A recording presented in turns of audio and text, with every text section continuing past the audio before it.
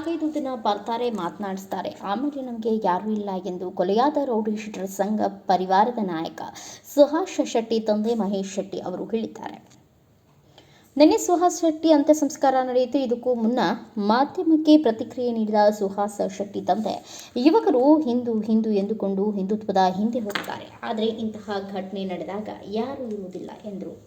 ನಮ್ಮ ಮಗನಿಗೆ ಈಗ 31 ವರ್ಷ. ಅವನೇನು ನಮ್ಮ ಕುಟುಂಬಕ್ಕೆ ಆಧಾರ ಸ್ತಂಭವಾಗಿದ್ದ. ಈಗ ಆತ ಕೊಲೆಯಾದ ಬಳಿಕ ನಾವು ಜೀವನ ಪೂರ್ತಿ ಕೊರಬೇಕು ಎಂದು ಅಳಲನ್ನ ತೋಡಿಕೊಂಡರು. ಕೆಲವು ಹಿಂದುತ್ವ ಸಂಘಟನೆಯ ಮುಖಂಡರುಗಳು 4-5 ದಿನ ನಿಮ್ಮ ಜೊತೆ ನಾವಿದ್ದೇವೆ ಎಂದು ಹೇಳಿಕೊಂಡು ಬರ್ತಾರೆ. ಆದರೆ ಎಲ್ಲ ಆದ ಮೇಲೆ ಅವರು ಇರಲ್ಲ, ಬೇರೆ ಯಾರೂ ಇರಲ್ಲ ಎಂದು ಹೇಳಿದರು. ಹಾಗೆ ನನ್ನ ಮಗನ ಸಾವಿಗೆ ನ್ಯಾಯ ಬೇಕು. ಸದ್ಯ ಇರುವ ಕಾಂಗ್ರೆಸ್ ಸರ್ಕಾರದ ಮೇಲೆ ನಮಗೆ ವಿಶ್ವಾಸ ಇಲ್ಲ ಎಂದರು.